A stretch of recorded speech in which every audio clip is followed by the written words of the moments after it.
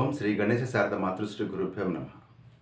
మిత్రులారా, గతంలో నేను ప్రాచీన భారత వైమానిక ప్రగతి గురించి చేసినటువంటి వీడియో చాలామంది అప్రిషియేట్ చేశారు.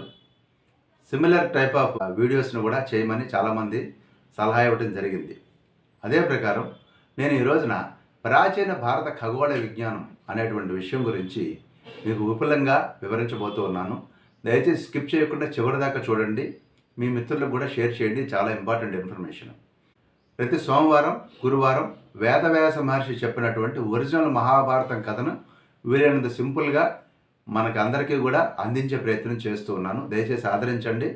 అదేవిధంగా ప్రతి శనివారం ఒక స్పెషల్ ఎపిసోడ్ కూడా చేయడం జరుగుతుంది. ఇప్పుడు మనం వైమానిక శాస్త్రం మీద చేశాము.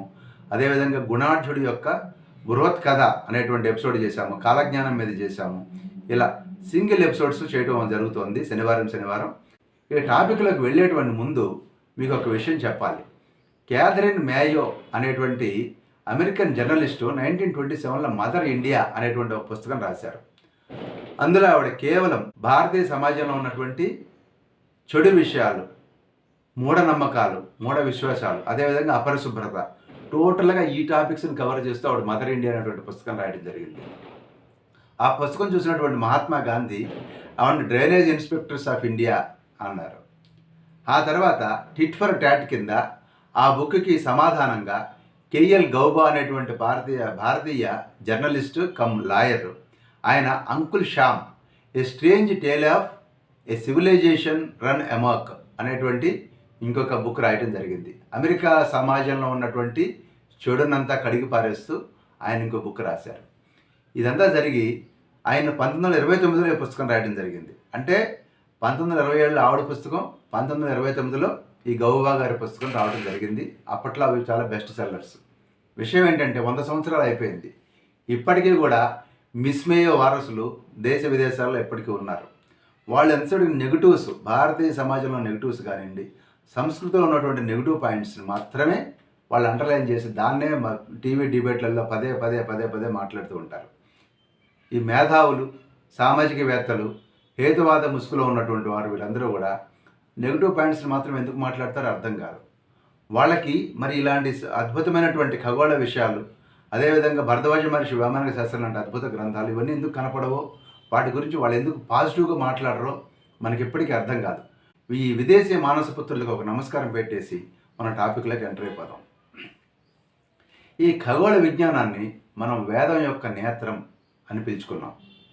వేల సంవత్సరాల పూర్వమే భారతీయులకి ఖగోళ శాస్త్రంలో అద్భుతమైనటువంటి పరిజ్ఞానం ఉంది. ఈ విషయం గురించి అన్ని రకాల ఆధారాలు మన దగ్గర ఉన్నాయి. ఋగ్వేదంలోని 18వ అధ్యాయంలో 40వ మంత్రంలో సూర్యుడి వల్లే చంద్రుడు ప్రకాశిస్తున్నాడు అని చెప్పడం జరిగింది. ఋగ్వేదంలోనే చంద్రుడి యొక్క ప్రకాశం సూర్యుడి వల్ల వస్తుంది, ఆధునిక శాస్త్రజ్ఞులు చెప్పడం కాదు. ఇది క్లియర్గా చెప్పడం జరిగింది. ఋగ్వేదంలో 12 ఆకుల కాలచక్రం గురించి, 27 నక్షత్రాల గురించి, 12 రాసుల గురించి ఇలాంటి వివరాలన్నీ కూడా చెప్పడం జరిగింది. నక్షత్రాలు, చాంద్రమాసము, సౌరమాసము, అధిక మాసము, ఋతువులు, ఉత్తరాయణము, దక్షిణాయనము, వివిధ కాల గణన వివరాలు, గ్రహ నక్షత్ర గమనాలు ఇవన్నీ కూడా ఋగ్వేదంలోని శతపథ బ్రాహ్మణంలో కూడా చెప్పడం జరిగింది. 14వ శతాబ్దం మొదట్లో విజయనగర ఆస్థానంలో ఉన్నటువంటి సాయనాచార్యుడు అనేటువంటి ఆయన ఋగ్వేదానికి భాష్యం రాస్తూ వేద మంత్రాలకు అర్థం రాశారు. అందులో ఒక విషయంలో ఆయన ఏం చెప్పారంటే, అర్ధ నిమేషము అంటే మన నిమిషము 60 సెకండ్స్ కాదు, అర్ధ నిమేషమందు 2202 యోజనాలు ప్రయాణించు ప్రకాశమా నీకు నమస్కారం అనేటువంటి వ్యాఖ్య ఉంది. 2200 యోజనాలని మనం కనుక కన్వర్ట్ చేసుకున్నట్లయితే కాంతి వేగం ఆయన లెక్క ప్రకారం 1,88,767 మైళ్ళు. 1983 నాటికి సరిచేసినటువంటి ఆధునిక శాస్త్రజ్ఞుల లెక్క ప్రకారం కాంతి వేగం 1,86,282 మైళ్ళు. ఇది ఎంత దగ్గరగా సాయనాచార్యుల వారి భాష్యానికి ఎంత దగ్గరగా ఉందో గమనించండి. మన ఖగోళానికి ముఖ్యమైనటువంటి సూర్య సిద్ధాంతము కొన్ని ప్రతులు మనకి ఇప్పటికీ కూడా భారతదేశంలో లభిస్తూ ఉన్నాయి. ఈ గ్రంథం ఏనాటిదో, దీని కర్త ఎవరో అనేది ఎవరికి తెలియదు. ఆయన భూమి యొక్క వ్యాసాన్ని ఆ యొక్క సూర్య సిద్ధాంతంలో చెప్పిన ప్రకారం 7,840 మైళ్ళు. అదేవిధంగా భూమికి చంద్రుడికి మధ్య దూరం 2,53,000 మైళ్ళు. ఇవన్నీ కూడా నేటి పరిశోధనలతోటి కరెక్ట్గా సరిపోలుతూ ఉన్నాయి. మన పూర్వీకులు ఎక్కడ కూడా రాహుకేతువుల్ని గ్రహాలుగా చెప్పలేదు. అవి ఖగోళ బిందువులుగా మాత్రమే క్లియర్గా చెప్పారు. మనం చెప్పుకున్నటువంటి నవగ్రహాలలో రాహుకేతువుల్ని బిందువులుగాను, అదేవిధంగా మిగతా 7 ఖగోళ వస్తువుల్ని సూర్యచంద్రులతో కలిపి గ్రహాలుగానే చెప్పారు. దాన్ని మన వాళ్ళు ఇప్పుడు ఆధునికంగా హేతువాదులు అంటారు. సూర్యుడు గ్రహం అండి అంటే నువ్వు పెట్టుకున్న పేరు నక్షత్రం. మన ప్రాచీన ఖగోళ శాస్త్రవేత్తలు అదొక సెలెస్టియల్ ఆబ్జెక్ట్, ఖగోళ వస్తువుగా మాత్రమే సూర్యుని కానీ చంద్రుని కానీ తీసుకోవడం జరిగింది. ఇది మనం గమనించాల్సినటువంటి అవసరం ఉంది. అదేవిధంగా గ్రహణాలన్నీ కూడాను 18 సంవత్సరాలు 11 రోజులకు రిపీట్ అవుతాయని కూడా మన వేదాంగాల్లో చెప్పడం జరిగింది.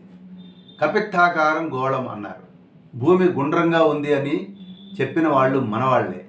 ఋగ్వేదంలోనే కపిత్తాకారం అంటే పైన కింద నొక్కబడినట్లుగా ఉండేటువంటి గోళం, భూగోళం అని మనవాళ్ళు ఎప్పుడూ చెప్పారు.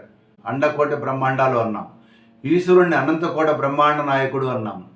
కొన్ని కోట్ల బ్రహ్మాండాలు ఉన్నాయని మన ప్రాచీనులకు తెలుసు. స్పష్టమైనటువంటి ఆధారాలను మీకు ఇప్పుడు చెప్తాను నేను. అంతేకాకుండా మన యొక్క సృష్టి సూక్తంలో కానివ్వండి, నాసదీయ సూక్తంలో కానివ్వండి, పురుష సూక్తంలో కానీ ఈ యొక్క సృష్టి ఆరంభం నాటి విశేషాలు, సృష్టి విస్తరించినటువంటి విషయాలు చాలా స్పష్టంగా చెప్పారు. ఇది నేను ఆల్రెడీ ఒక ఎపిసోడ్ చేశాను.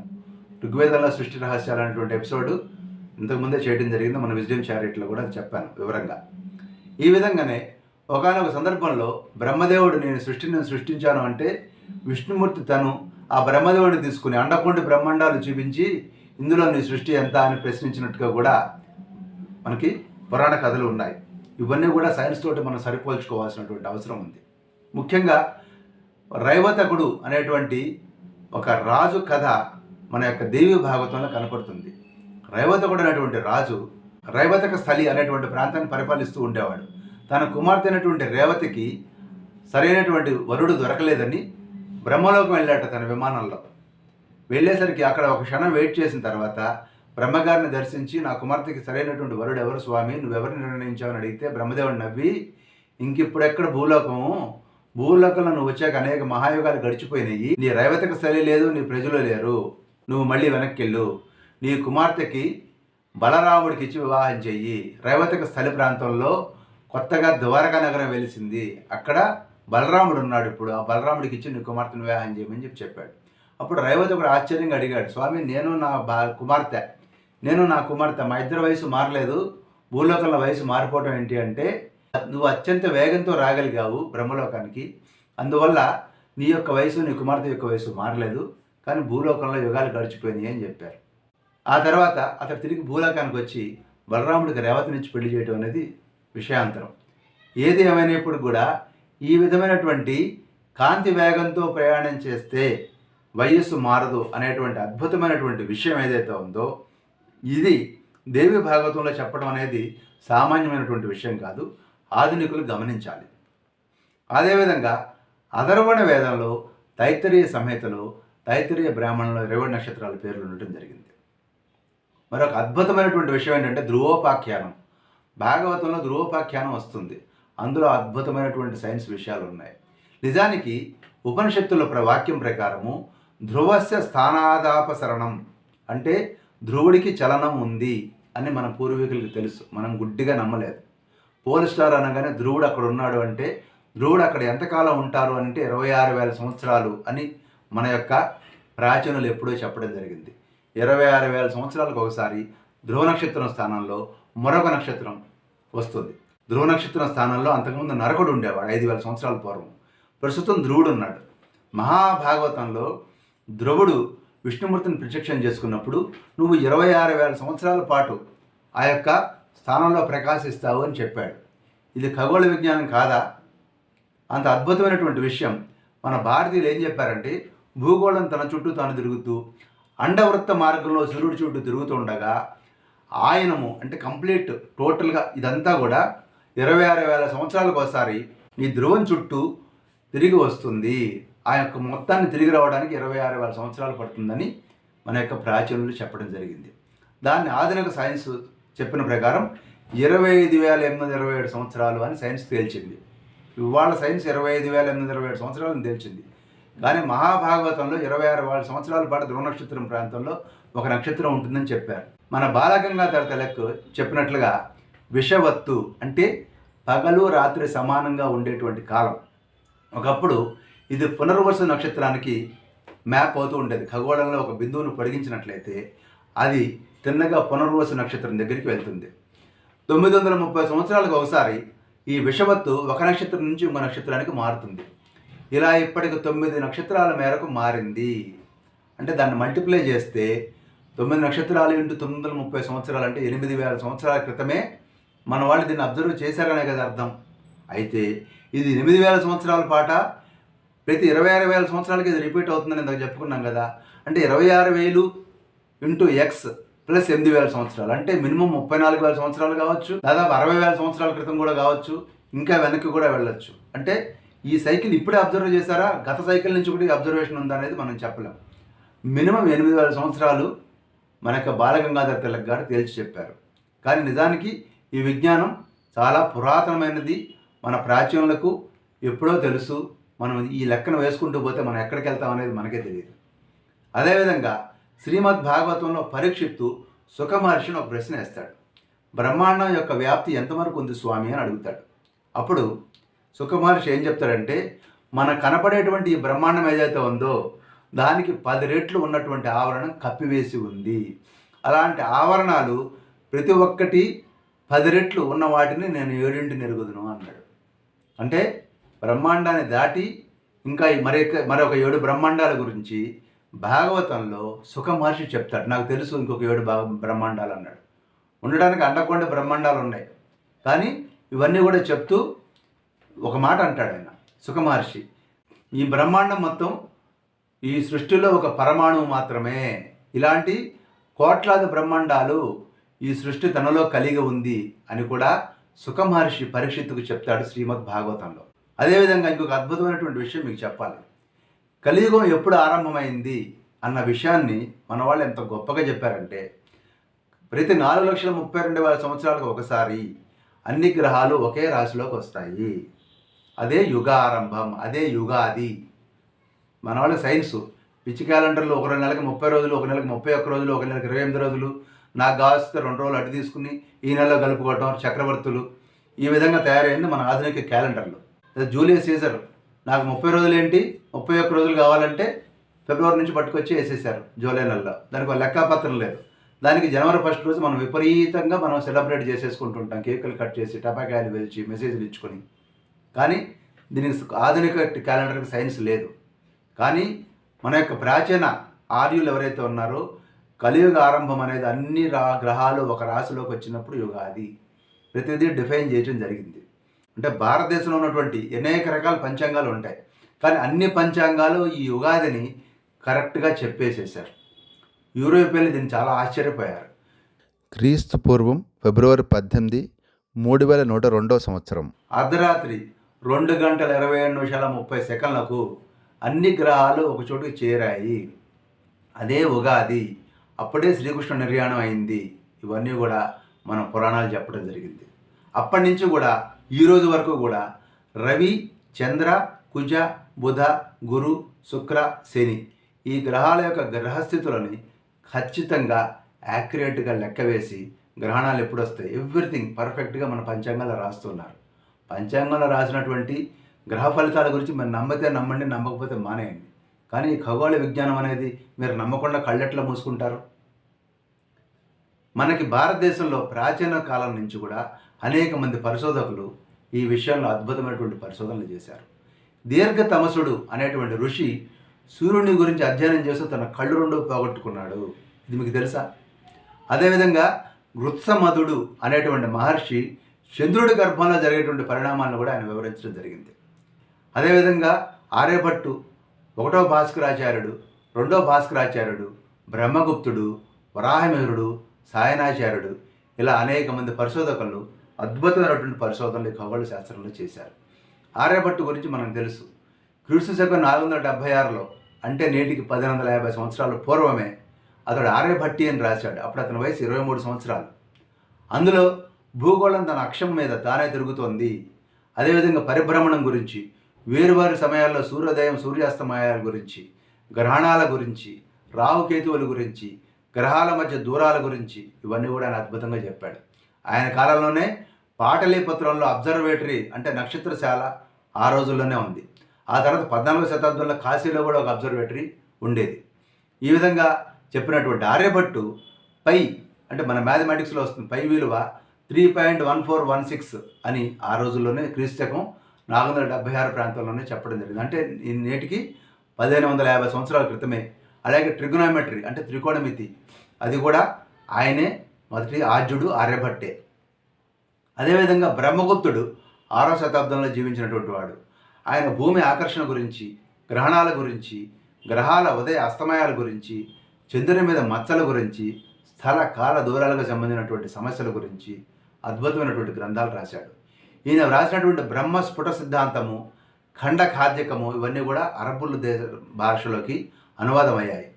ఈ వివరాలన్నీ కూడా మీకు ఈ ఎపిసోడ్లోనే చివరిలో చెప్తాను. దాన్ని విదేశీయులు ఎలా కాపీ కొట్టారు అనేది కూడా మీకు ఇప్పుడు నేను చెప్తాను. మరొక వ్యక్తి వరాహమిహిరుడు. ఈ వరాహమిహిరుడు 6వ శతాబ్దంలోనే బృహత్ సంహిత, బృహత్ జాతకం అనేటువంటి పుస్తకాలు రాశారు. అదేవిధంగా ఇంకో విషయం చెప్పుకోవాలి ఇక్కడ. వేదాంగ జ్యోతిషం అనేటువంటి గ్రంథము 3400 ఏళ్ళ నాటిది.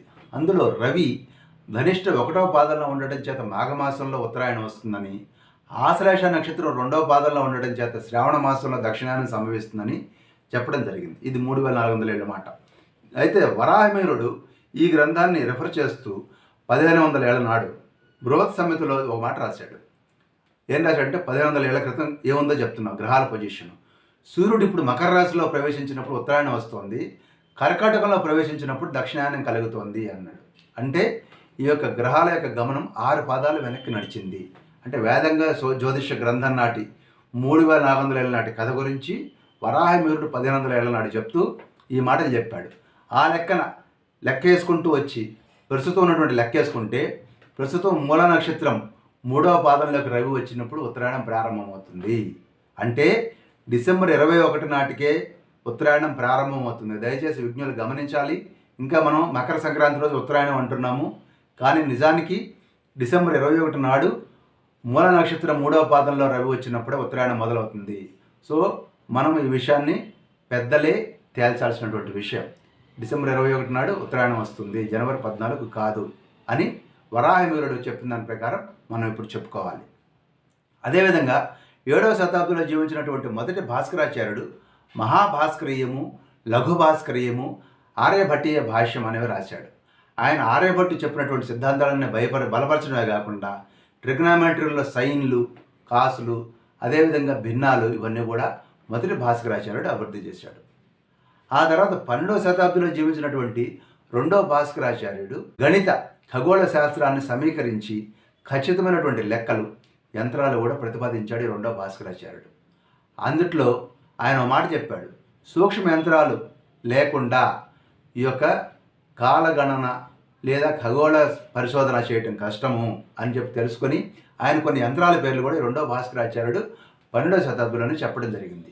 నాడీ వలయ యంత్రం, యష్టి యంత్రం, ఘటి యంత్రం, చక్ర యంత్రం, శంకు యంత్రం, చాపం, తుర్యం, ఫలకం ఇలాంటివన్నీ కూడా ఆయన ఆ రోజుల్లోనే తయారు చేసి ఆ యొక్క పరికరాల గురించి ఆయన వివరించడం జరిగింది. అదేవిధంగా గురుత్వాకర్షణ గురించి కూడా ఈ 2వ భాస్కరాచార్యుడు చాలా స్పష్టంగా తన లీలావతి గణితంలో చెప్తాడు. లీలావతి అనేది కుమార్తె అనమాట. ఆమె అడుగుతుంది, నాన్న భూమి దేని మీద నిల్చుంది? ఆదిశేషుడి మీద, తాబేలు మీద, ఏనుగు మీద. ఇవన్నీ కూడా తప్పుగా చెప్తున్నట్టున్నారే. అలా చెప్పినట్లయితే అవి ఎక్కడ దాని మీద నిలబడి ఉన్నాయి? అలాంటప్పుడు అవి స్వయంగా స్పేస్లో నిలబడి ఉన్నాయని చెప్పుకుంటే అది భూమి కూడా అలా నిలబడి ఉండొచ్చు కదా, ఇది ఏంటి అని అడుగుతుంది లీలావతి గణితంలో తన తండ్రి అయినటువంటి 2వ భాస్కరాచార్యుడిని. అప్పుడు ఆయన ఏమంటాడంటే, అమ్మా, ఒక వస్తువుని 4 వైపులా కూడా లాగిపట్టు ఉంచితే అది కదలకుండా ఎలా ఉంటుందో, ఈ సృష్టిలో అన్ని గ్రహాలు, అన్ని ఖగోళ పదార్థాలు ఒకదాన్ని ఒకటి వికర్షించుకుని ఉంటాయి. ఒక ఈక్విలిబ్రియం స్టేట్లో అవి 4 వైపులా లాగబడినటువంటి భూమి స్పేస్లో అలాగే నిలబడి ఉంది. ఈ ఆకర్షణ వికర్షణ బలాల వల్లనే ఈ సృష్టి అంతా కూడా ఆకాశంలో ఆధారరహితంగా ఉంది.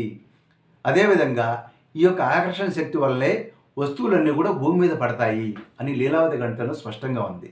ఇప్పుడు చెప్పండి, న్యూటన్నా, భాస్కరాచార్యుడా ఎవరు గ్రావిటేషనల్ ఫోర్స్ గురించి మొదటి ప్రపంచానికి చెప్పింది? అదేవిధంగా లీలావతి గణితంలో మరో ప్రశ్న అడుగుతుందన్నమాట. నాన్న భూమి గోళమా బలపరప అంటే అప్పుడు తండ్రి చెప్తాడు, కనిపించినంత మేర అది బలపరపుగా కనపడుతుంది కానీ నిజానికి ఇది గోళము అని కూడా భాస్కరాచార్యుడు చెప్పడం జరిగింది. అదేవిధంగా మంజుల వంటి వారు అనేక ఖగోళ గ్రంథాలని 10వ శతాబ్దంలోనే రాయటం జరిగింది. ఈ విధంగా అభివృద్ధి పొందినటువంటి మన ఖగోళ శాస్త్రాన్ని మన యొక్క భారతీయ పండితులు బాగ్దాద్ వంటి చోట్ల అరబ్బులకు బోధించడం జరిగింది. ఈ యొక్క బ్రహ్మగుప్తుడు రాసినటువంటి బ్రహ్మస్ఫుట సిద్ధాంతాన్ని మహమ్మద్ ఇబిన్ ఇబ్రహీం ఆల్ ఫజారీ అనేటువంటి అరబ్ పండితుడు హింద్ అనే పేరుతోటి అరబీలోకి అనువదించడం జరిగింది. అలాగే బ్రహ్మగుప్తుడు రాసినటువంటి ఖండఖాద్యకం అనేటువంటి గ్రంథాన్ని అర్కంద్ అనే పేరుతోటి యాకూబ్ ఇబిన్ తరీఖ్ అనే పండితుడు అరబీలోకి అనువాదం చేయడం జరిగింది. ఆ తర్వాత ఆల్ బతానీ, ఆల్ బెరూని వంటి వాళ్ళు కూడాను ఈ గణిత ఖగోళ శాస్త్రాల్లో తాము సంపాదించినటువంటి పాండిత్యం అంతా కూడా భారతీయుల నుండి నేర్చుకున్నదే అని వాళ్ళు చెప్పడం జరిగింది.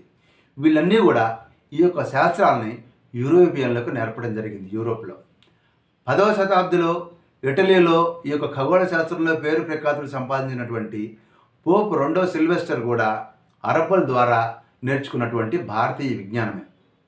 ఇంకొక విషయం చెప్పాలి ఇక్కడ, అటు వెస్ట్రన్ కంట్రీస్ అభివృద్ధి చెందినటువంటి దేశాలను మనం చెప్పుకుంటున్నటువంటి దేశాల్లో క్రీస్తుపూర్వం 3వ శతాబ్దిలో అరిస్టార్కస్ అనేటువంటి ఒక తత్వవేత్త సూర్యుని చుట్టూ భూమి తిరుగుతోందని చెప్పాడు. కానీ క్రీస్తు శకం 2వ శతాబ్దం వచ్చేసరికి టాలెమీ అన్నాడు భూమి కేంద్రము సూర్యుడు కాదు అన్నాడు. దాన్ని ఆనాటి చర్చి ఆమోదించింది. దాంతో క్రీస్తు శకం 2వ శతాబ్దం నుంచి 16వ శతాబ్ది వరకు అంటే 1400 సంవత్సరాల పాటు మొత్తం యూరోప్ కేవలం భూకేంద్ర సిద్ధాంతాన్ని మాత్రమే నమ్ముకుంటూ వచ్చింది. మనం గొప్పవాళ్ళం, మనం భూమి మీద ఉన్నాం కాబట్టి భూమి ఇంకోళ్ళు చుట్టూ తిరగాల్సిన కర్మ ఏం పట్టింది మనకి? సూర్యుడైనా చంద్రుడైనా గ్రహాలైనా కూడా భూమి చుట్టూనే తిరగాలి, ఎందుకంటే మనం ఉన్నాం కాబట్టి. ఇది యూరోపియన్ల యొక్క ఆలోచన. ఆ విధంగానే 1400 సంవత్సరాల పాటు వాళ్ళ అంధకారంలో ఉన్నారు, మనం అంధకారంలో లేవు. ఇప్పటిదాకా చెప్పాను కదా, ఈ విధమైనటువంటి అద్భుతమైనటువంటి ఖగోళ విజ్ఞానం మనం సాధించాం. 16వ శతాబ్దిలో స్పెయిన్లో ఉన్నటువంటి మాడ్రిడ్లో అరబ్బులు ఒక విశ్వవిద్యాలయం స్థాపించారు. అక్కడికి పోలాండ్కు చెందినటువంటి కోపర్నికస్ విద్య నేర్చుకోవడం కోసం వచ్చాడు. అతడు 1543వ సంవత్సరంలో తిరిగి సూర్యకేంద్ర సిద్ధాంతాన్ని ప్రతిపాదించాడు. మన పుస్తకాల్లో కోపర్నికస్ గురించి చెప్తాం. సూర్యకేంద్ర సిద్ధాంతం ఎవరు ప్రతిపాదించారు అంటే కోపర్నికస్. ఇది మన యొక్క తెలివితేటలు.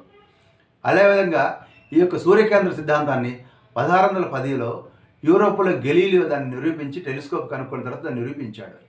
ఈ విధంగా ఆధునిక ఖగోళ విజ్ఞానానికి ఈ గెలీలియో యొక్క టెలిస్కోపు ఊతం ఇచ్చిన మాట వాస్తవం. అయితే భారతీయ విజ్ఞానాన్ని అంగీకరించాలని ఈ యొక్క పాశ్చాత్య శాస్త్రజ్ఞులు కానివ్వండి, అదేవిధంగా మన చుట్టూ ఉన్నటువంటి విదేశీ మానసపుత్రులు కూడా మన ప్రాచీన విజ్ఞానాన్ని ప్రచారం చేయకుండా చిన్నపుచ్చేటువంటి ప్రయత్నం ఆ రోజు నుంచి ఈ రోజు వరకు చేశారు. మన యొక్క గ్రంథాలన్నీ తగలబెట్టారు, మన యొక్క విశ్వవిద్యాలయాలను నాశనం చేశారు, మన యొక్క విద్యా వ్యవస్థను నాశనం చేశారు, విదేశీ భావజాలాన్ని మన నరనరాలను నింపేశారు. మనకి విశ్వవిద్యాలయాల్లో కూడా ఆ రకమైనటువంటి ఎడ్యుకేషనే ఉంది. ఇప్పటికీ కూడా మన ప్రాచీన ఖగోళ విజ్ఞానం గురించి చెప్పే పరిస్థితి లేదు. అదేవిధంగా సూర్యకాంత సిద్ధాంతాన్ని కోపర్నికస్ పేరు మీద, భూమి గుండ్రంగా ఉందన్నది గెలీలియో పేరు మీద, గురుత్వాకర్షణ సిద్ధాంతాన్ని న్యూటన్ పేరు మీద ఇప్పటికీ కూడా మన విద్యాలయాల్లో ప్రచారం చేసుకుంటూ బతికేస్తున్నాం. ఏది ఏమైనప్పుడు కూడా 12వ శతాబ్ది తర్వాత భారతదేశం మీద విదేశీ దాడులు, మూఢ విశ్వాసాల కారణంగా మన ఖగోళ విజ్ఞానం కొడిగట్టిందన్నమాట వాస్తవం. ఈ ఆధునిక ప్రపంచంలో తర్వాత అనేక రకాల ఆవిష్కరణలు జరిగిన తర్వాత ఖగోళ విజ్ఞానానికి హద్దులు లేకుండా అన్ని దేశాలకి అందుబాటులోకి వచ్చిన మాట వాస్తవం. అయితే ఎన్నో శతాబ్దాల క్రితం భారతదేశంలోనే జరిగినటువంటి ఈ ఆవిష్కరణలు, ఈ పరిశోధనలు, ఈ కాలగణన ఒక అద్భుతం. ఇవన్నీ మనం గ్రహించాలి, 10 మందికి చెప్పాలి, మన గొప్ప మనకు చెప్పుకోవాలి. అయితే మా తాతలు నేతులు లాగారు అన్న సామెత కాకుండా మనం కూడా ఈ యొక్క పరిశోధన యొక్క ఫలాలను ముందు తరాలకి మనం అందించాల్సినటువంటి అవసరం ఎంతైనా ఉంది. స్వస్తి.